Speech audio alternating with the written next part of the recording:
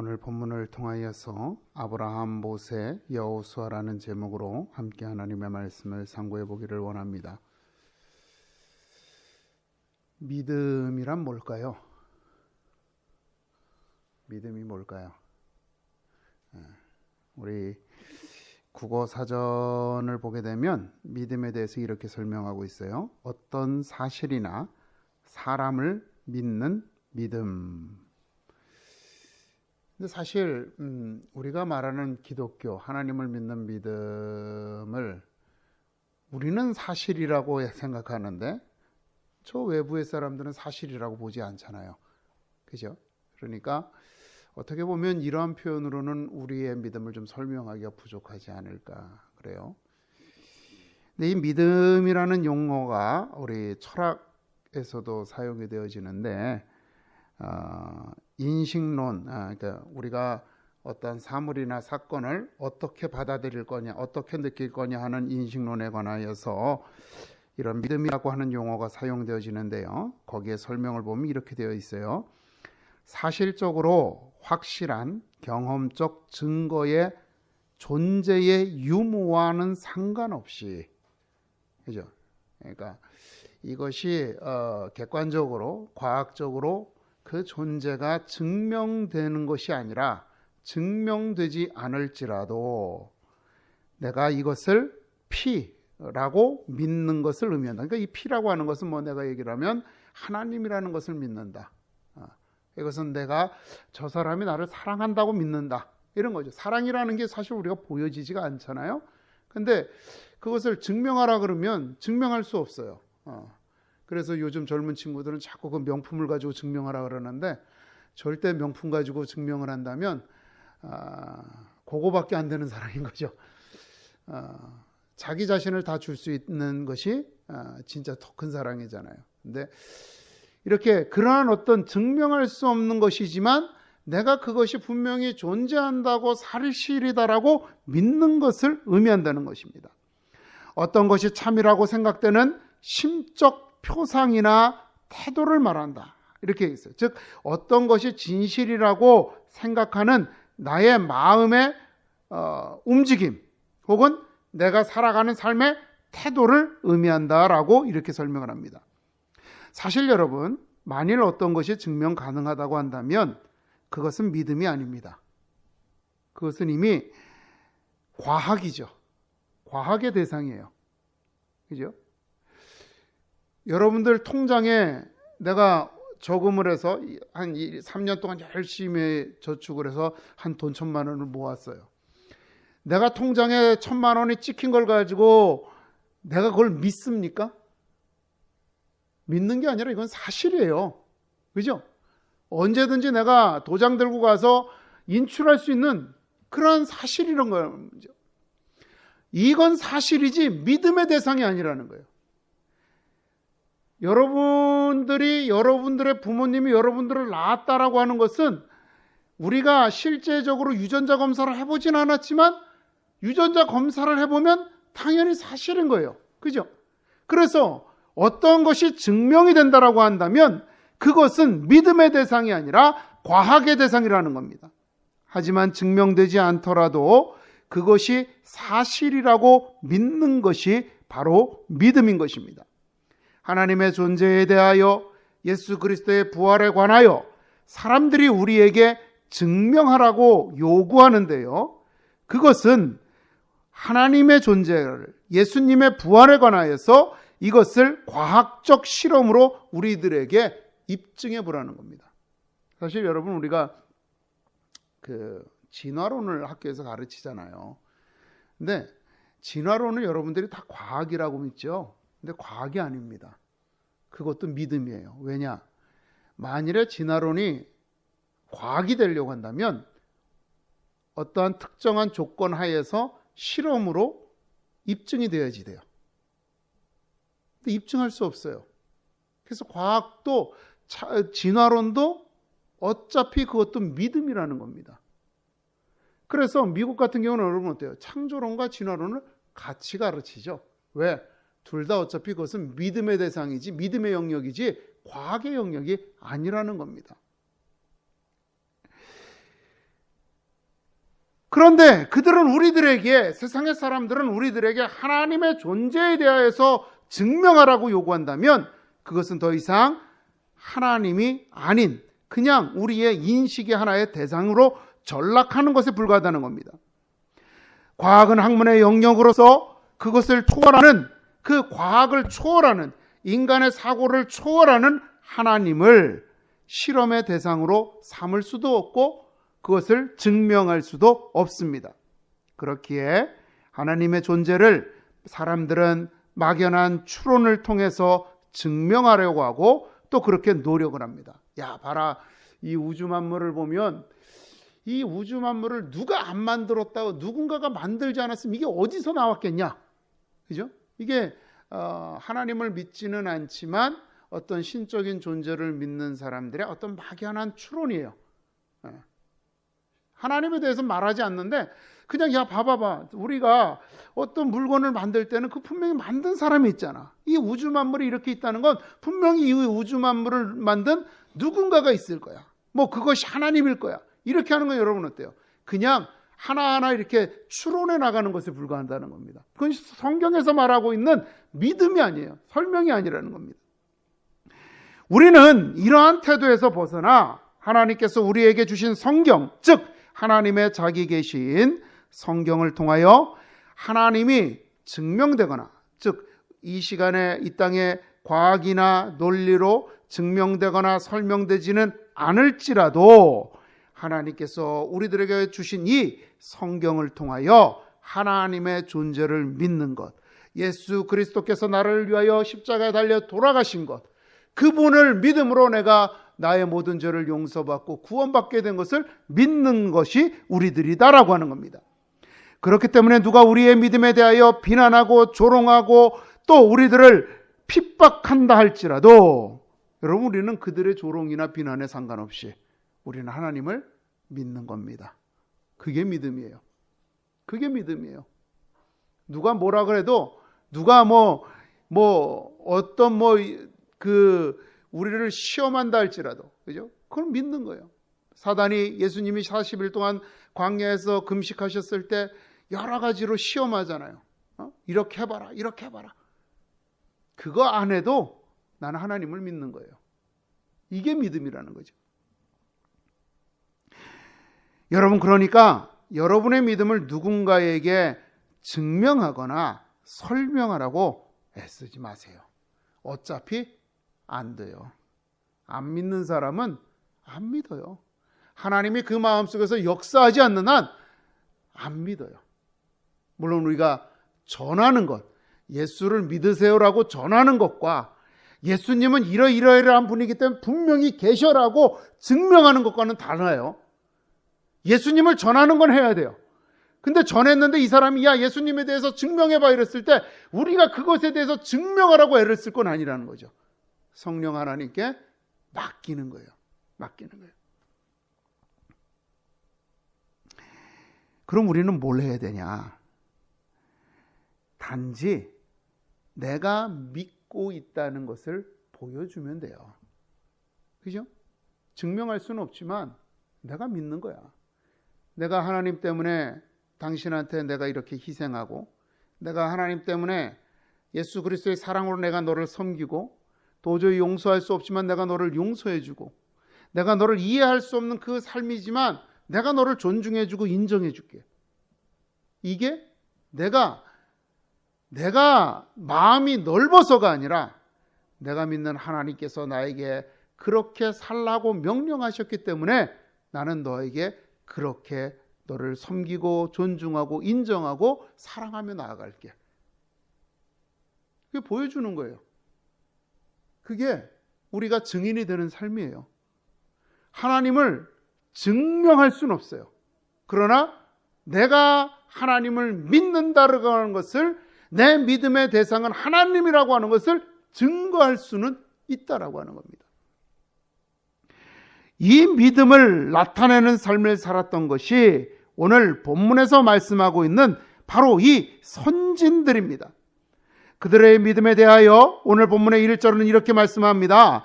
바라는 것들의 실상이요 보이지 않는 것들의 증거다라고 하는 거죠. 그들은 하나님께서 약속하신 것, 비록 아직 실현되지는 않았지만, 그래서 그들의 눈으로 직접 볼 수는 없지만 하나님의 약속 안에서 그것을 보았고 그것을 바라는 것을, 그것을 믿음이라고 우리들에게 설명해 주는 겁니다. 우리 믿음의 선진들은 그렇게 살았어요. 그렇게 하나님의 약속을 받았고 그 약속에서 제시되는 하나님의 은혜를 바라보면서 그 개인의 삶을 살았던 것입니다. 여러분, 몇 가지 예를 들어보죠. 그 대표적인 사람이 바로 아브라함입니다. 창세기 12장 1절에서부터 9절에 의하면 아브라함은 하나님께로부터 약속을 받습니다. 너는 너의 고향과 친척과 아버지의 집을 떠나 내가 내게 보여줄 땅으로 가라. 내가 너로 큰 민족을 이루고 내게 복을 주어 내 이름을 창대하게 하리니 너는 복이 될지라. 아브라함은 이 약속을 믿었어요. 그는 믿음으로 하나님께서 그 이루실 그 날의 모습을 보았습니다. 그 약속이 이루어지는 그 모습을 그는 믿음으로 보았던 거예요. 그래서 그는 주저하지 않고 그의 삶의 터전을 박차고 일어나 하나님께서 약속하신 그 약속의 땅을 향하여 떠났습니다. 여러분 생각해 보세요. 지금 오늘날처럼 치안이 좋지도 않아요. 우리나라 치안이 굉장히 좋아요, 여러분. 세계적으로 안전한 국가 중에 하나예요. 그런데 우리가 뭐 예를 들어서 가까우게 생각한 필리핀 같은 데 간다. 굉장히 치안이 불안해요. 그래서 여러분, 저도 처음에 필리핀을 갔을 때는 굉장히 걱정을 했어요. 그래서 사람들이 인터넷에서 시키는 대로 택시를 잡더라도 호텔 그 벨보이한테 부탁해서 택시를 불러달라 그러고 그랬어요. 그런데 가다 보니까 좀 이게 안전하게 지내는 요령이 또 다 있더라고요. 그러니까. 그런데 제가 처음에 갔을 때 그 불안한 마음, 그 두려운 마음, 제가 처음으로 우리 아이들을 데리고 이제 한번 그 자유여행을 갔는데 그게 이제 베트남 호치민이에요. 밤 12시에 도착을 하면서 제가 호텔에서 픽업을 요청을 했어요. 처음 가는 거니까 잘 몰라서 픽업을 요청을 했는데 차가 안 오는 거예요. 공항에 내렸는데 나를 기다리는 쪽지를 들고 서 있어야 되는데 아무도 안 나와 있어요. 한 1, 20분을 기다리는데 아무도 안 오는 거예요. 걱정이 돼가지고 택시를 거기서 이제 인터넷에서 검색했던 것들이 있으니까 그 공항에 그 있는 택시 부스에 가가지고 어디까지 간다고 하고 이제 그리고 택시를 타고 가는데 그래도 불안한 거죠. 그래서 핸드폰으로 구글 지도 켜놓고 얘가 제대로 가고 있는지 불안해하면서 확인하면서 시시때때로 보면서 가는 거예요. 그래서 제가 그때 그랬어요. 구글은 나의 인도자시니. 불안하잖아요. 근데 지금도 이런데 그 고대에 정말 내가 살고 있던 지역, 내가 그 지역을 떠나서 내가 전혀 알 수 없는 그곳으로 간다? 이건 굉장히 두렵고 떨리는 거예요. 그런데 그가 이 길을 어떻게 가게 됐어요? 하나님을 믿었기 때문입니다. 그의 여행은 불안과 두려움과 앞이 캄캄하고 막막한 도전이었습니다.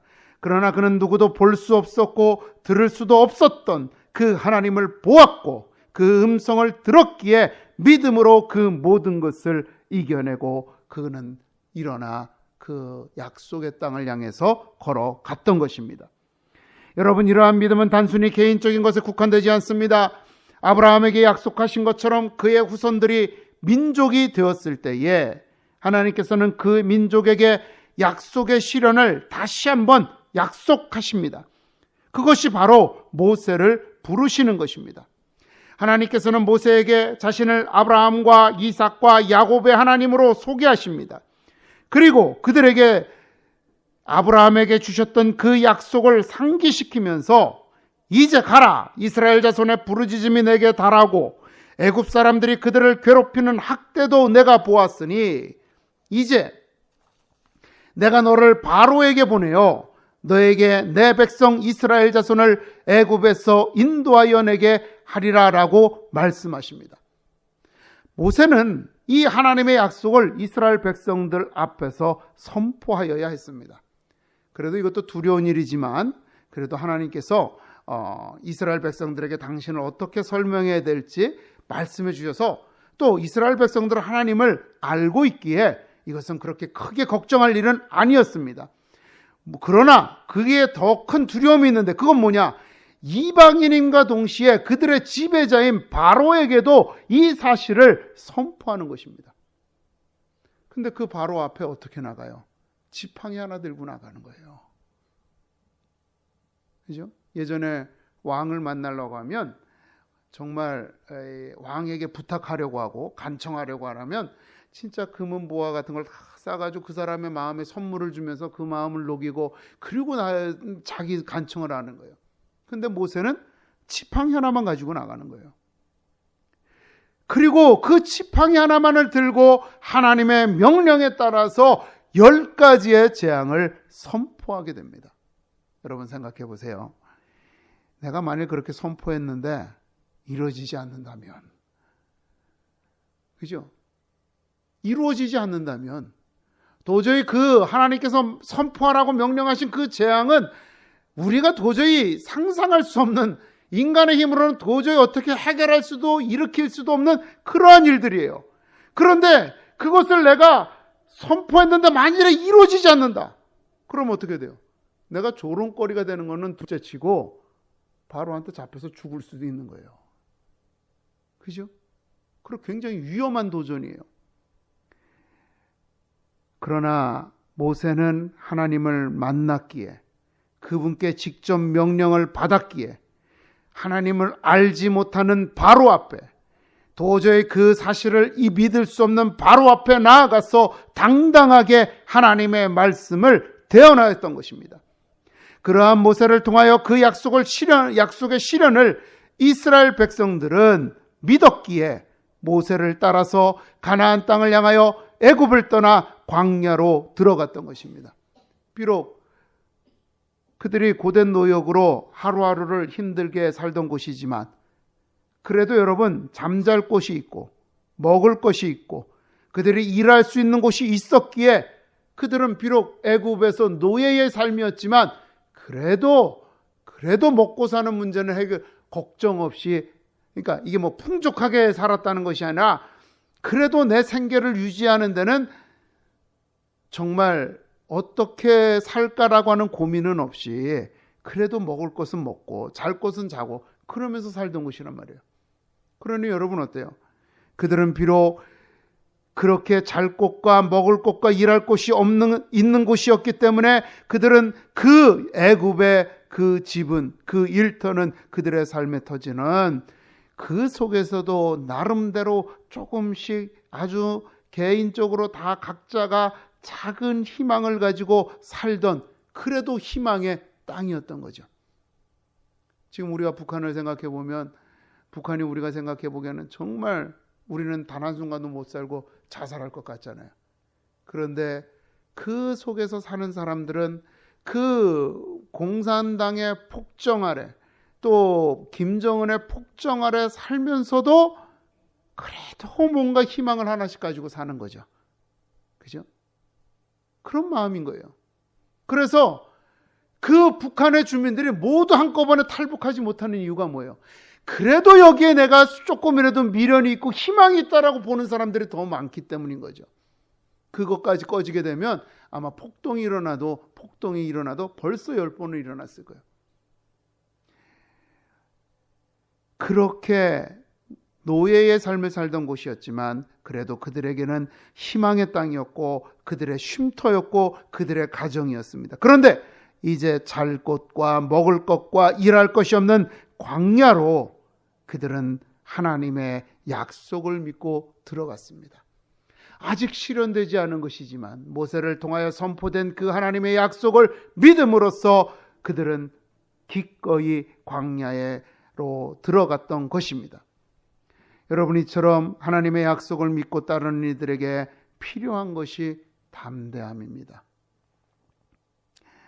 좌로나 우로나 치우치지 않고 하나님의 약속을 믿고 따르는 강한 정신력과 담대한 믿음입니다. 그래서 하나님께서는 이제 전쟁을 앞둔 모세를 이어서 이스라엘 백성을 이끌어 나갈 여호수아에게 이렇게 권면합니다. 모세는 이렇게 권면합니다. 너는 강하고 담대하라. 너는 이 백성을 거느리고 여호와께서 그들에게 조상에게 주리라고 맹세하신 땅에 들어가서 그 땅을 차지하리라. 그리하면 여호와 그가 내 앞에 가시며 너와 함께 하사 너를 떠나지 아니하시며 버리지 아니하시리니 너는 두려워하지 말라, 놀라지 말라. 모세는 여호수아에게 이렇게 권면하는 겁니다. 그리고 모세가 죽습니다.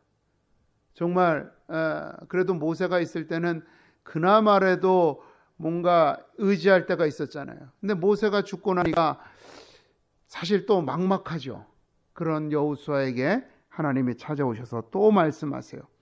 오직 강하고 극히 담대하여 나의 종 모세가 내게 명령한 그 율법을 다 지켜 행하고 우로나 좌로나 치우치지 말라. 그리하면 어디로 가든지 형통하리니 이 율법책을 내 입에서 떠나지 말게 하며 주야로 그것을 묵상하여 그 안에 기록된 대로 다 지켜 행하라.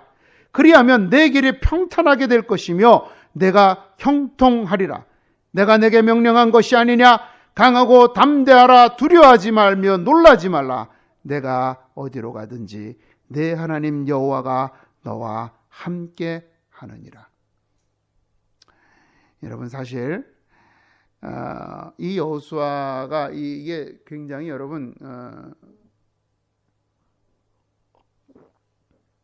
어떻게 보면 더 막막한 상황이었어요. 왜냐하면 이제까지 광야에서 겪었던 전쟁이나 싸움들은 그렇게 그냥 어떻게 보면 성경의 기록들을 보면 이렇게 공성전을 벌인 적은 없어요.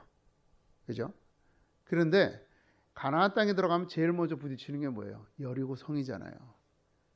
성을 무너뜨리는 건 이 사람들에게는 생전 듣도 보도 못했던 일인 거죠. 전혀 그는 자기가 겪어보지 못했던, 해보지 않았던 그 전쟁에 맞서야 되는 상황이었어요. 그것도 그냥 내가 일개 군사로 참전하는 것이 아니라 저 많은 군대를 이끌고 그들 앞에서 진두지휘해야 되는 그러한 사람이었어요.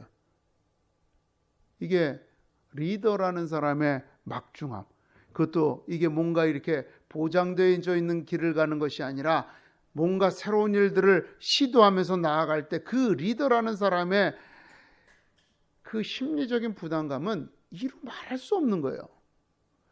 그러한 여호수아에게 하나님께서 찾아오셔서 말하는 거예요. 강하고 담대하라. 뭘 강하고 담대해요? 내가 칼을 갈겠습니까? 내가 무기를 만들겠습니까? 내 칼을 더 단단하게 두들겨서 더 강한 철로 만들겠어요. 내 믿음을 강하게 하고 내 마음을 담대하게 하라는 거예요. 전혀 가보지 않은 길이지만 그 마음을 단단하게 먹고 내가 너한테 약속한 것이니까 그 약속을 믿는 그 너의 마음을 강하게 하고 담대하게 하라는 거죠. 그리고 내 약속만 바라보고 내가 명령하는 대로 그냥 가라는 거예요. 직진하라는 거예요. 그러면 내가 너와 함께 할 것이고 내가 너를 통하여 일을 일으키리라고, 그 문을 열어주리라고 하나님께서 말씀하셨던 것입니다. 이제 여호수아는 이 말씀을 믿고 다가올 전쟁에서 적들에게 맞서기만 하는 되는 것이었습니다. 여러분, 이것이 오늘 본문에서 말씀하고 있는 믿음입니다. 우리 하나님께서는 저와 여러분에게도 약속을 주셨습니다. 개개인에게 주신 약속, 그리고 우리 교회 공동체에게 주신 약속이 있습니다. 그 약속을 믿는 것이 우리의 믿음입니다. 지금은 그것을 어떻게 이룰 수 있을지, 어떻게 만들어갈 수 있을지 막막해요. 그렇지만 하나님이 주신 이 내 마음속에 일어나는 이 하나님의 일에 대한 이 열정은, 이것을 반드시 이루어야 되겠다라고 하는 나의 이 마음의 확신은 하나님께서 내게 주신 약속이라고 믿고 나아갈 때 하나님께서 그 약속을 이루어 주실 줄로 믿습니다. 그 약속을 실현하는 것이 여러분 우리들에게 주어질 2020년인 줄로 믿습니다. 우리 교회는 여러분들이 와서 자신들의 꿈을 이룰 수 있는 울타리가 됐으면 좋겠다. 하나님을 향한 꿈들이 있잖아요. 그죠? 그 꿈을 이룰 수 있는 울타리가 되면 좋겠다. 우리 교회가. 그래서 모두가 그냥 기쁨으로 와서 하고 싶은 하나님을 향한 헌신들을 뭐 이단만 아니면 우리 신앙만 훼손하는 것이 아니라면 다 그렇게 문을 열어놓고 그들을 품에 품고 지원하고 협력하고 함께 사역을 감당하는 그런 울타리와 같은 교회가 됐으면 좋겠다 그렇게 얘기를 했어요. 근데 모르겠습니다. 2020년에는 하나님께서 어떤 모양으로 하실지 모르겠지만 그 꿈들을 하나하나 이루어 주실 거라고 믿습니다. 그렇게 우리 시작을 그렇게 좋은 이야기를 들으면서 시작할 수 있도록 하나님께서 인도해 주신 줄로 믿습니다. 여러분 2020년도는 여러분 개인에게 그리고 우리 교회를 향한 그 하나님의 약속을 실현하는 한 해가 될 줄로 믿습니다. 하나님께서 우리에게 주신 약속을 우리가 따름으로 우리의 믿음을 이 땅에 선포해야 할 줄로 믿습니다. 그 약속을 성취하기 위하여 우리는 강하고 담대하며 오직 그 약속을 이루기 위하여 우리의 모든 노력과 정성으로 헌신해야 할 줄로 믿습니다. 그럴 때 하나님께서 우리에게 향하신 그 약속을 성취하시고 우리의 믿음이 참된 것임을 세상 사람들에게 증거하여 주실 줄로 믿습니다. 우리의 믿음이 진실된 것임을 드러내시어 그들로 하여금 하나님 앞에 무릎 꿇게 하실 것입니다. 여러분 우리 함께 이 믿음의 길, 이 약속의 성취를 이루는 이 길을 걸어갑시다. 하나님께서 함께 하실 것입니다. 우리는 하나님의 약속 안에서 우리의 미래를 바라보고 먼저 걸어가는, 한 발짝 앞서 걸어가는 믿음의 용사들입니다. 그 삶을 하나님께서 축복하시기를 축원을 합니다. 기도하겠습니다.